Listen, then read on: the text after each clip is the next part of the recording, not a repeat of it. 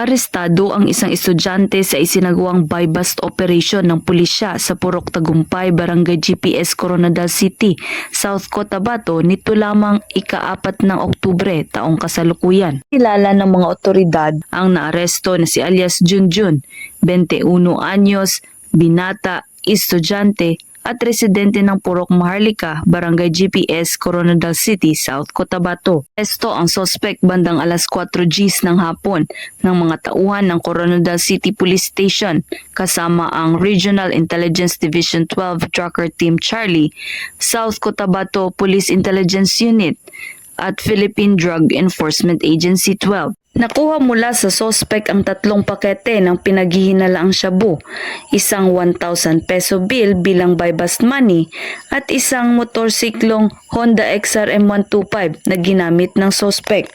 Maharap ang sospek sa kasong paglabag sa RA 9165 o Comprehensive Dangerous Drugs Act of 2002.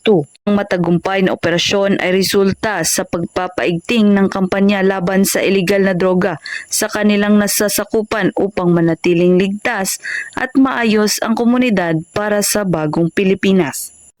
Mula dito sa Police Regional Office 12, General Santos City, ako ang inyong Police News Correspondent, Patrolwoman Emelu Pedroso, alagad ng batas, taga-taguyod ng Balitang Pulis.